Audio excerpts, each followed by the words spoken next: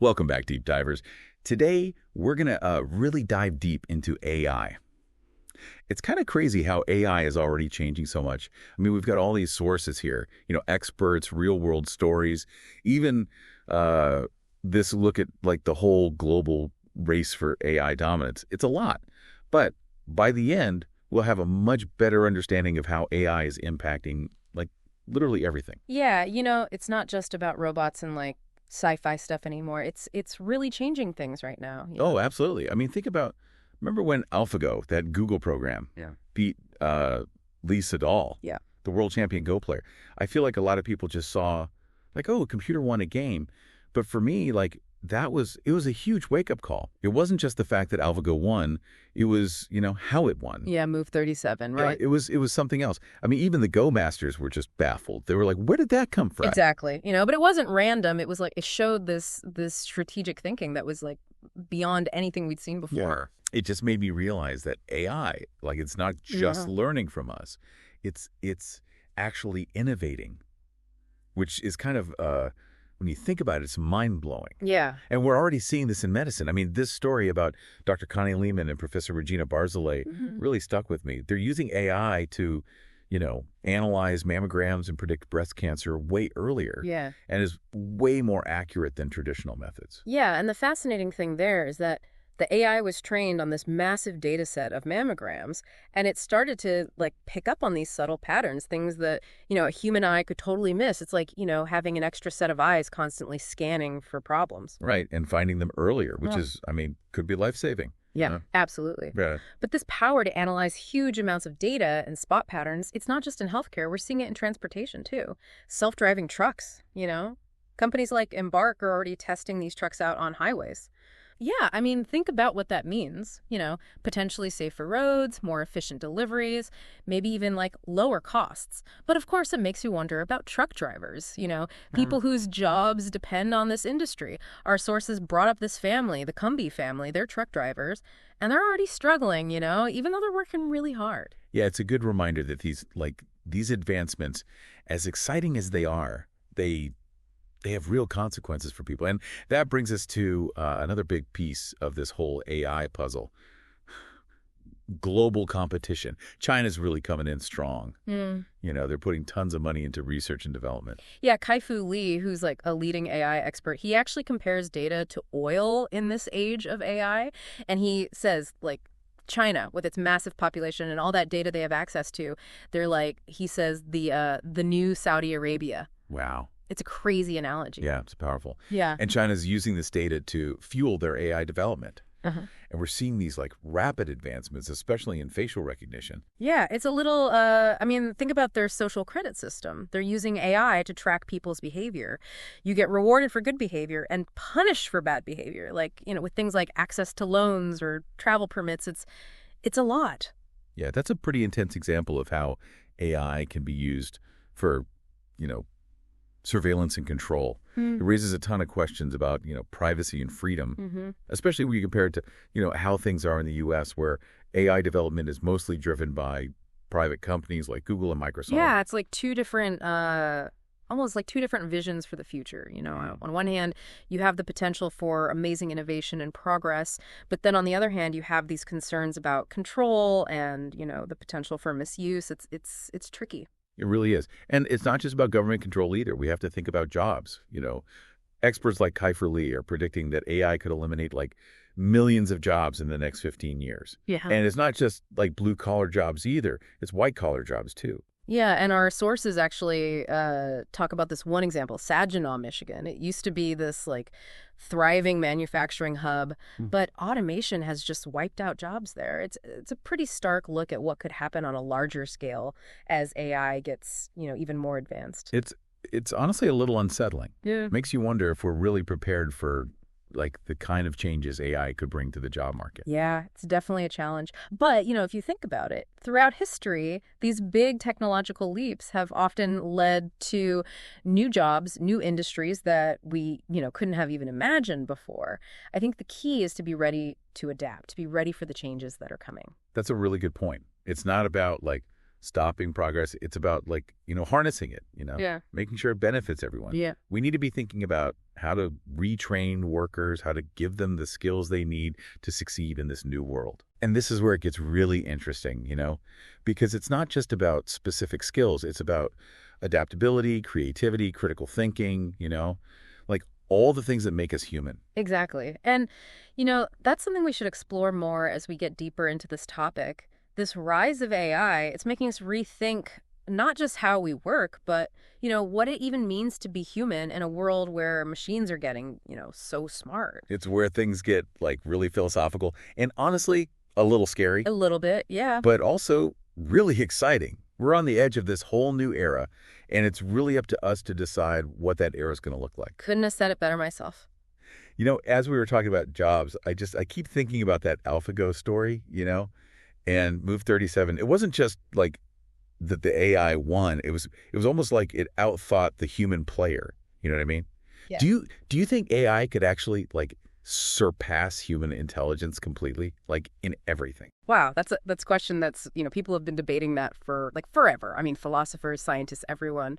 What's interesting is, as AI is getting more and more complex, it's kind of forcing us to rethink what we even mean by intelligence. We tend to think of intelligence, in human terms, right?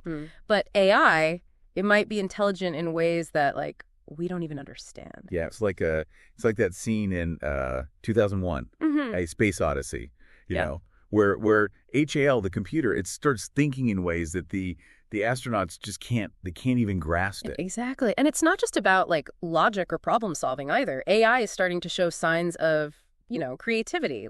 There are programs that can compose music, even paint and write poetry. Yeah, I've seen some of that AI art. It's really pretty wild. Yeah. It makes you wonder if there are even limits to what it can do.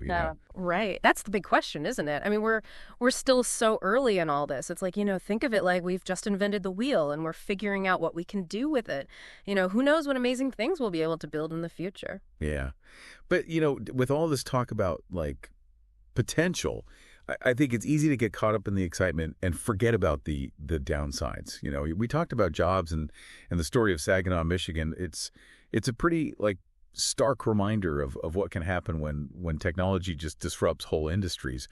But what about the ethical stuff? Yeah. AI raises some pretty serious questions about privacy, about bias, even the potential for it to be used for bad things. Absolutely. I mean, as AI gets more powerful, it's crucial that we come up with ethical guidelines, regulations, to make sure it's being used responsibly. We have to think about algorithmic transparency, data privacy, and even the possibility that AI could make existing biases in society worse. It seems like we're barely scratching the surface of all these ethical dilemmas. I mean, how do you even start to regulate something that's so complex and changing so fast? It's tough. It's a real challenge, but it's not something we can just ignore and hope for the best. We have to be proactive in shaping how AI develops so that it reflects our values.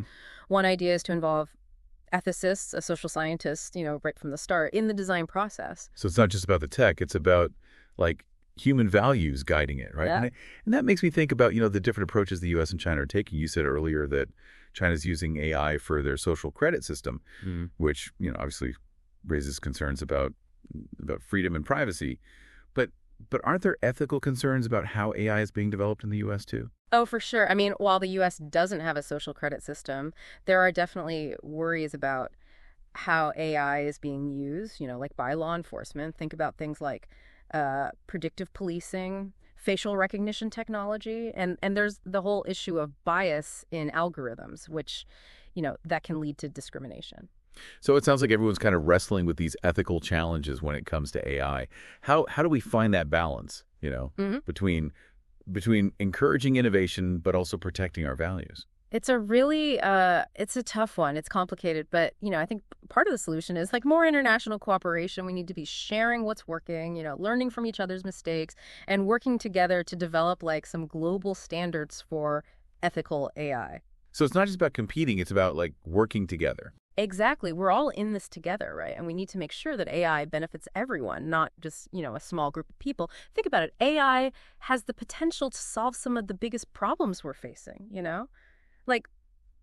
Like climate change, poverty, disease. It could be huge. Yeah.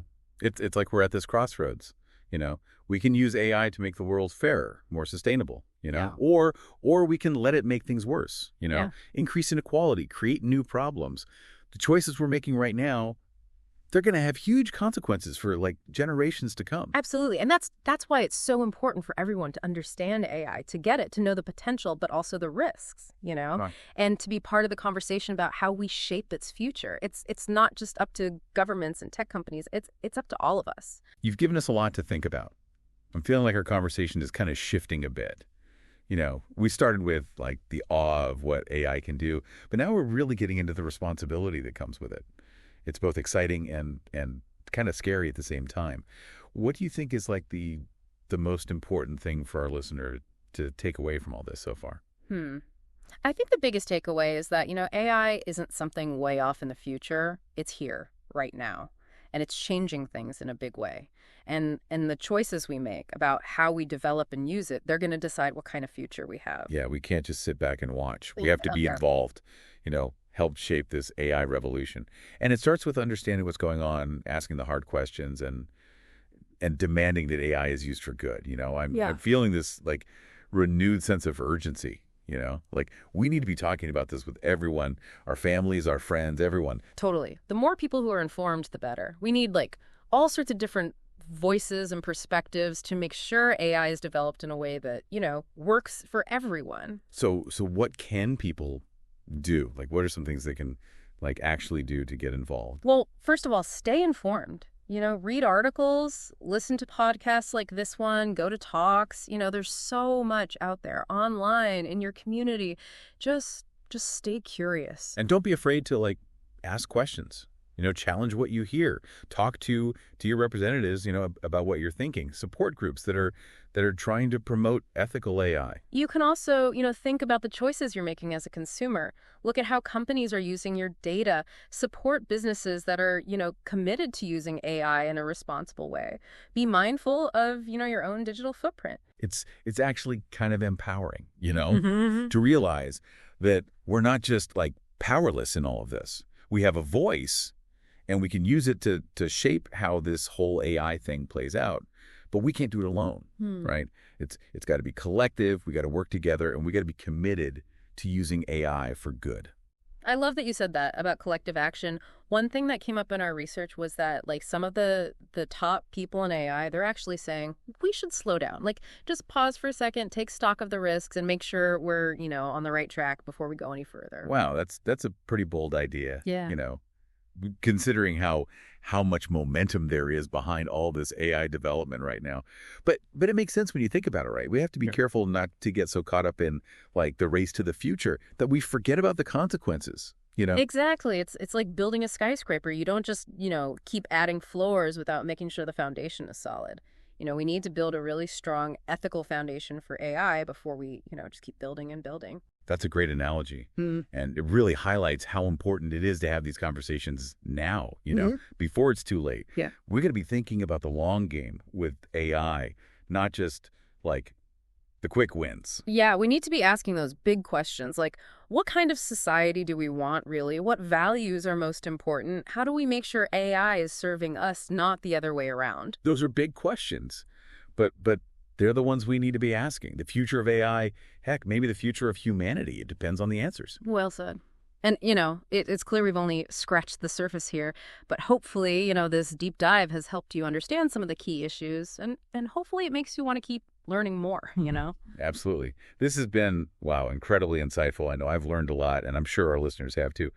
But before we wrap up, I got to ask you about one more thing. So we've talked a lot about, the risks of AI, but what about the good stuff? Like, could AI actually be used to, make democracy better? That's actually a really interesting question, and researchers are starting to look into that. There's this whole idea that AI could, like, increase voter turnout, fight misinformation, even make governments, like, more efficient and responsive. So instead of being a threat to democracy, it could actually, like, help it. Yeah, potentially. Like, imagine, an AI platform that helps voters make, better decisions, like gives them personalized, unbiased info about candidates and the issues. Or an AI that can, like, spot fake news in real time so it doesn't spread. Oh, that would be amazing, especially these days when it's so hard to tell what's real and what's fake online. Exactly. And there are even bigger ideas out there. Some people think AI could lead to like totally new forms of democracy, where citizens are way more directly involved in decision making. Right. Like imagine voting on policies or budgets right from your phone, and AI could help like collect and analyze all the data so that, what people want is actually reflected. That sounds like something out of a movie. But also, like, could we really trust an AI to make those kinds of decisions? What about, bias or someone manipulating it? Yeah, those are good points. Definitely things we have to think about. It's important to remember that, AI is a tool. And like any tool, it can be used in good ways or bad ways. It all comes down to like how we design it and use it, right? So it's not just about the tech. It's about like the people behind it and their intentions. And that kind of brings us back to something we've been talking about a lot, ethics in AI. Yeah, for sure. We have to make sure that AI is developed and used in a way that fits with, our values like fairness, transparency, accountability. We don't want AI that just makes existing problems worse or takes away our freedoms. We got to have those tough conversations, about the good and the bad, and we need everyone at the table making those decisions. It's interesting, how this whole conversation about AI keeps coming back to human responsibility. It's like even when we build these super powerful technologies, we can't just hand over control. We still have to be the ones making sure they're used the right way. Absolutely. It all comes down to us. What kind of world do we want to build with AI? We have a choice. Do we use it to make things fairer, more equal, or do we let it make things worse and undermine our values? That's a powerful question, one that I hope our listeners will keep thinking about. It's clear this AI revolution's happening, and it's changing everything so fast. But we're not just along for the ride. We can shape how this all plays out. We can make sure AI serves us, not the other way around. It's been awesome exploring all of this with you. I hope everyone listening feels, empowered to keep learning, keep asking questions, and be part of this whole conversation about AI. Me too. This has been such a great deep dive. And until next time, keep those brains buzzing, deep divers.